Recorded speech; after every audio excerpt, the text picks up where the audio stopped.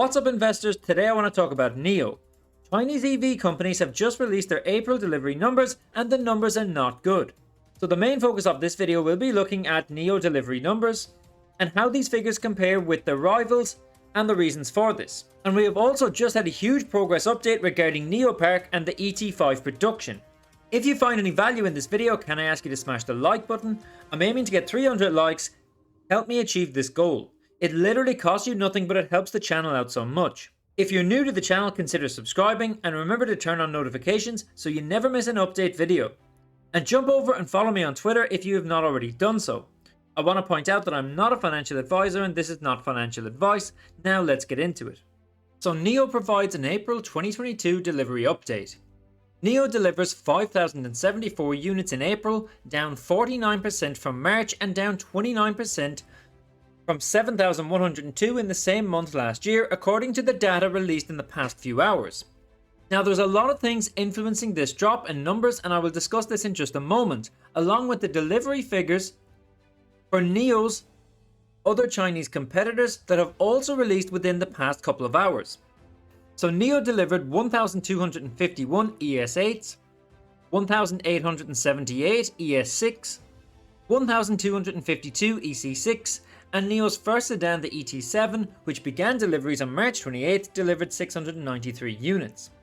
So far in 2022, NIO's deliveries have been 30,842, an increase of about 14% compared to the same period last year. Looking strictly at the numbers, a 14% increase year over year is extremely disappointing to say the least, but as I said a moment ago, there have been a lot of factors at play here. In late March and April, NIO's vehicle production and delivery has been impacted by supply chain volatilities and other constraints caused by a new wave of corona outbreaks in certain regions of China. The lockdown in Shanghai has fueled an outpouring of anger on social media on a scale not seen since 2020 after the virus first began to spread. This has been likened to Wuhan all over again. Shanghai went into a phased lockdown on March 28th, and this is a real lockdown of absolutely zero tolerance. Beijing residents must test negative just to be out in public at a time when the rest of the world has fully opened up and a lot of places restrictions are 99% gone. China's zero tolerance rule seems bizarre. But this has seen production suspended at Tesla's Gigafactory in Shanghai, as well as a large number of parts suppliers, and in April, NIO did also suspend production. NIO had no choice but to suspend production. The company had been suffering from supply problems in March, but the lockdown left many partners unable to supply, and a lack of any one part would have prevented the vehicles from being produced anyways. Before I look at how NIO's competitors' April deliveries compare, first a few things that have hit the news lately that are also having a huge impact on global EV sales. First of all, there is an alarming rise in the cases of EV fires. This has either gotten really bad lately, or this is a nothing story that is being hyped up by the media for some reason. Either way, US safety regulators have opened an investigation into electric and hybrid vehicle batteries after 5 automakers issued recalls due to possible defects that could cause fires or stalling. Now this was only a few weeks ago when this announcement was made. But since then we have had several recalls due to fires.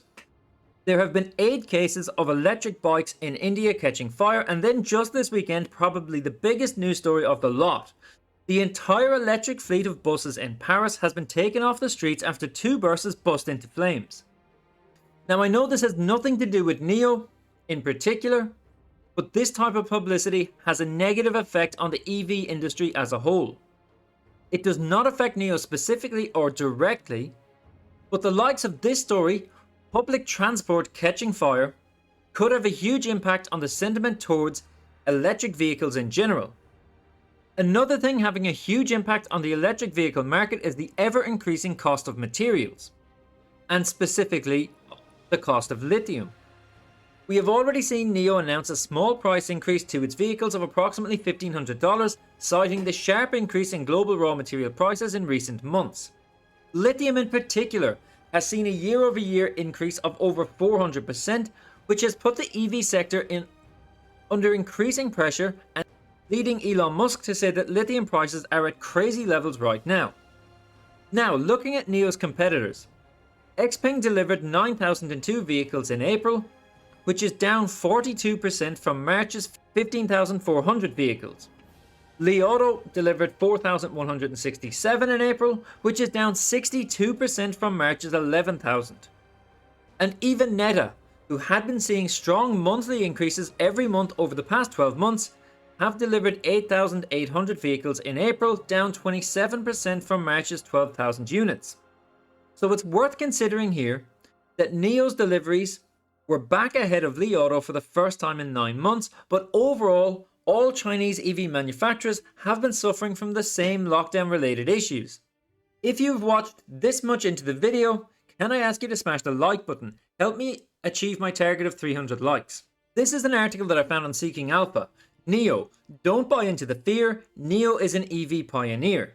Now I've put a link to this in the description for anyone who wants to have a read of this full article. It is very good. But one point from this which I think is very relevant right now is this. Having to stop production is a problem for a car company, but investors should not be overly concerned. This is not specific to NIO, this is a sector-wide problem. But more importantly, investors should understand that where possible, work is being carried out. Halting production does not mean that the factory is closed down. In fact, NIO could use this as a chance to carry out further upgrades to its supply lines. Now, this is an extremely good point. Just remember back in October of 2021, when production was stopped due to upgrades being carried out on its production lines. These were necessary to begin production of the ET7. The current stoppages could be used as an opportunity for similar upgrades. Okay, so it's not ideal, but hopefully NIO can find a way to make the best out of a bad situation. And finally, on today's press release, it is mentioned that the first batch of tooling trial builds of the ET5 rolled off the production line at the new manufacturing plant at Nio Park. The company expects to start deliveries of the ET5 in September. Now, although this is just a tooling trial, where NIO have just tested all the machines to make the ET5 by producing just one batch, to the surprise of many, Nio Park will be NIO's first factory, and the first EV to be made there will be the ET5. Until now, JAC, a major state-owned manufacturer, has been manufacturing NIO's vehicles. And Nio Park is huge. It will not only be NIO's first owned factory, it will be a massive one. With 16,950 acres, it is 12 times the size of Tesla's plant in Fremont. The plan is to produce 1 million EVs per year, as well as 100 gigawatt battery packs. NIO plans to achieve big economies of scale with this factory, putting many of its suppliers in the same area and specifically reducing transportation costs.